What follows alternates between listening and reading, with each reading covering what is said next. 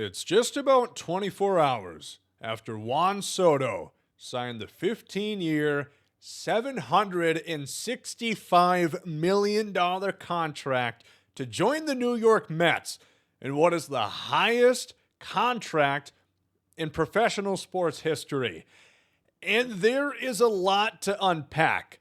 Initially, it's very exciting.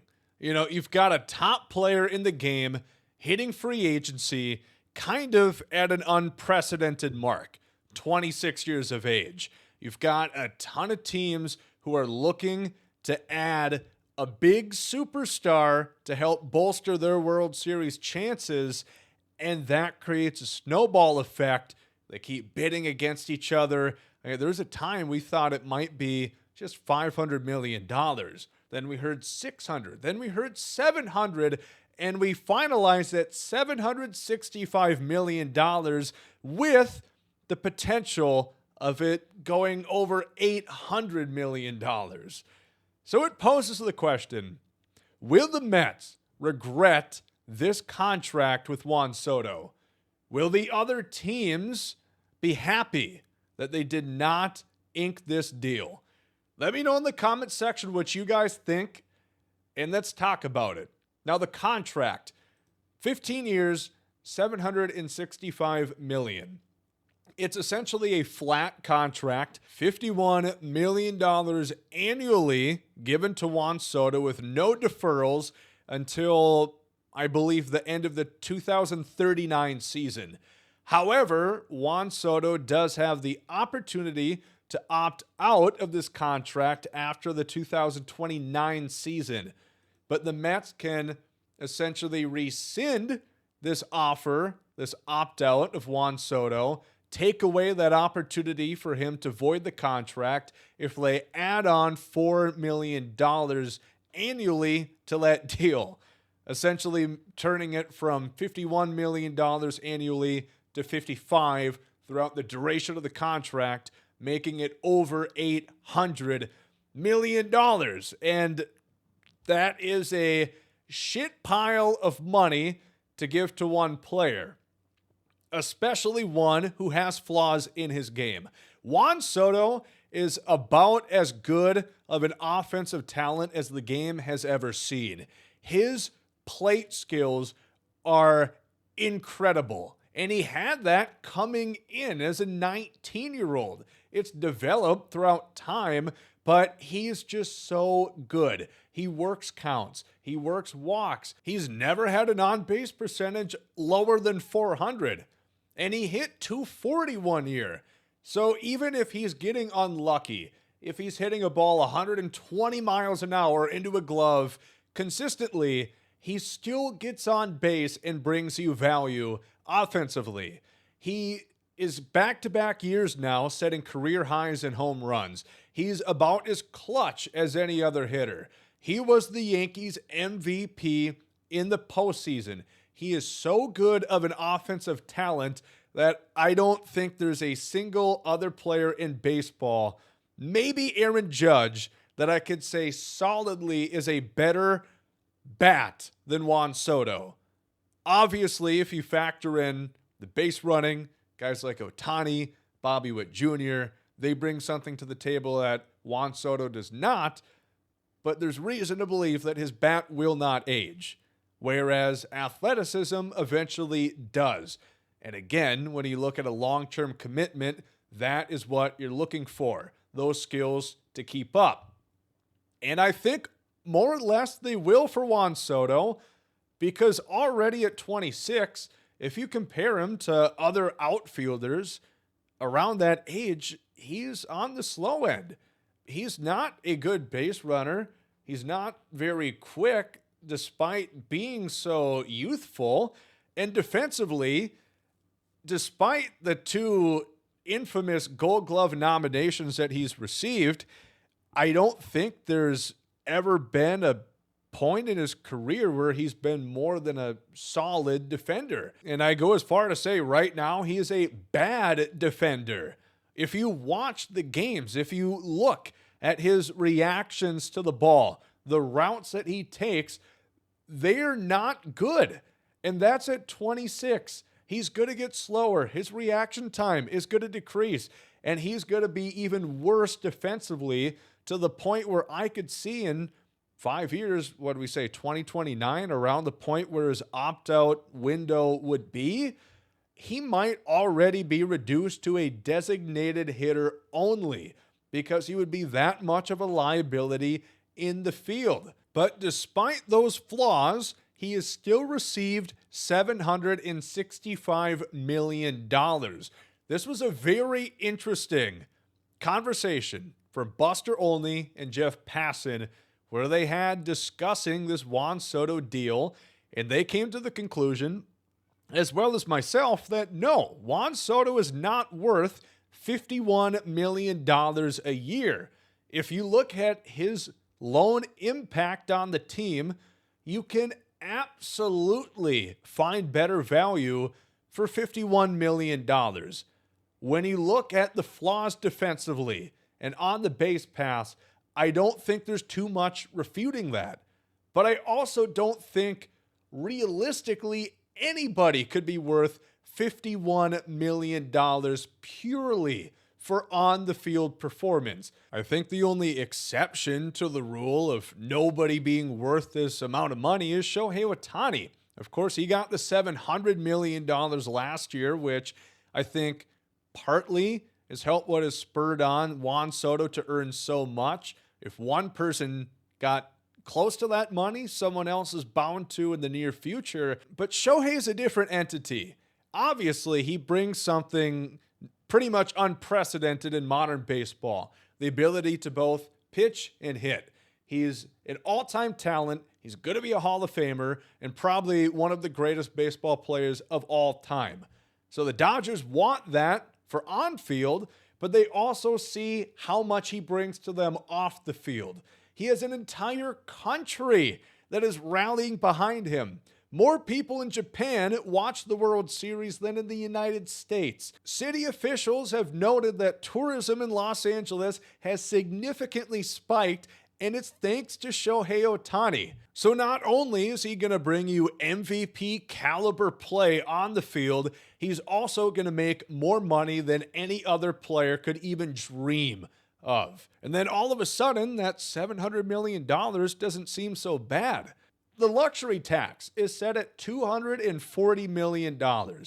That is how much you can spend before you have to start paying tax on additional money. $50 million, that is more than a fifth of the total getting up to that luxury tax. And that's right now. I mean, this is a 15-year contract. He's going to be on the books, should he not opt out, until he's over 40 years of age, making $50+ million. He absolutely will not be able to field or run at that point, and the offensive numbers are going to stagnate as well.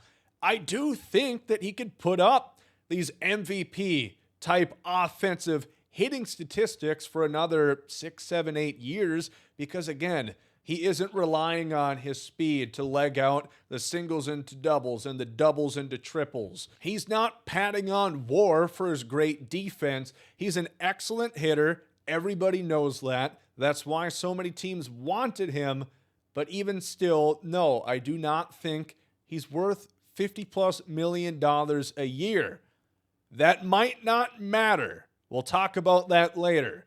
But I don't think it's the end of the world. And that's part of what Buster and Jeff were getting at. I don't think it's the end of the world for the Yankees, for the Red Sox, the Blue Jays, the Dodgers, that they did not get Juan Soto. It takes a lot to win in baseball. We've talked about it before. Bonds, Griffey, Trout, how many all-time greats never won a championship? They can be as great as they want to, but ultimately, you need more. We saw it in the World Series. I mean, Juan Soto was excellent, but the Yankees couldn't even muster getting to Game 6. If you want to win, you have to put out a great team.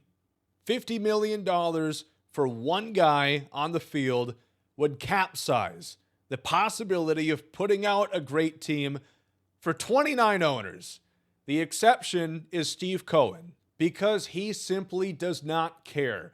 This is a very interesting statistic to look at. This is based off the 2023 season. The Mets made $441 million of revenue. They paid their players more than the team actually made. That is insane. And if you notice, even the Dodgers are not even close to that mark. Since Steve Cohen bought the Mets, they've lost money every year. Looking at their operating income reports, $96 million in the hole, $138 million in the hole, all the way up to 2023, where they lost nearly $300 million. Steve Cohen, when he bought the Mets, made it very clear that he is ready to win at any cost. The Mets are his favorite team, and his mission, his goal, he sees it as a public duty for Mets fans to get a championship. And he will do what needs to be done in order to deliver that. If that means posting a $300 million loss for the 2023 season, so be it. If that means paying 40-year-old Juan Soto $55 million, he will do it. Other owners, other organizations are not willing to operate their ball clubs like Steve Cohen. I mean, you look at a couple other teams that posted losses that are clearly trying to win. The San Diego Padres, well, we're partly in this mess because the Padres traded Juan Soto to trim salary because they were losing money. The Toronto Blue Jays, this is a big reason why they've balked at paying Bo Bichette and Vladimir Guerrero Jr. So ultimately, no, I don't think Juan Soto, like we said, is worth $50+ million a year for what he brings to the table. But does it matter when it doesn't necessarily hurt the New York Mets? It doesn't affect what other moves they can make because they can continue to raise payroll higher and higher, and they don't care. Yes, they'll pay asinine amounts of money in terms of luxury tax. The CBT, the competitive balance tax, punishes teams for how high they go over that mark. $240 million is about where the current luxury tax restrictions begin, and teams are also penalized for how many consecutive years that they go over. The Mets are receiving more penalties than any team in Major League Baseball history. But again, it doesn't matter because they just signed Juan Soto $765 million in guarantees. And they can give Juan Soto as much help as he wants because all it is money to Steve Cohen. And he's got a fucking lot of it.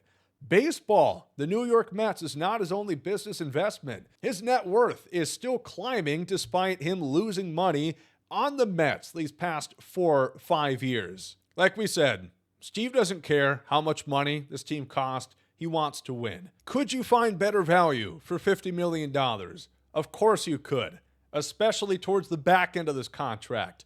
But Juan Soto helps you win right now. Juan Soto is star power. Juan Soto is going to help the Mets attract more free agents. And if Steve Cohen doesn't care how much money that payroll ultimately cost him, then who cares? The more the merrier. Everybody can come along and collect a paycheck from the New York Mets, and they can build this giant super team. Is that good for baseball? I don't necessarily think so, considering the reluctance of the smaller market teams who are going to sit blindly by and just not try and compete in this gigantic arms race for who can have the highest payroll. And I do worry about the precedent this sets. When you've got an owner like Steve Cohen who has decided that money doesn't matter to me, I'll let my payroll and expenditures get as high as possible to guarantee a World Series, a second World Series, a third, and a fourth, to the point where they'll overpay for every single player, pricing out basically every other team, making it a true monopoly where Major League Baseball sees 3 to 4 actual teams competing at one time. I don't know, but that's Major League Baseball's problem. So yeah, Juan Soto's overpaid. But it doesn't matter.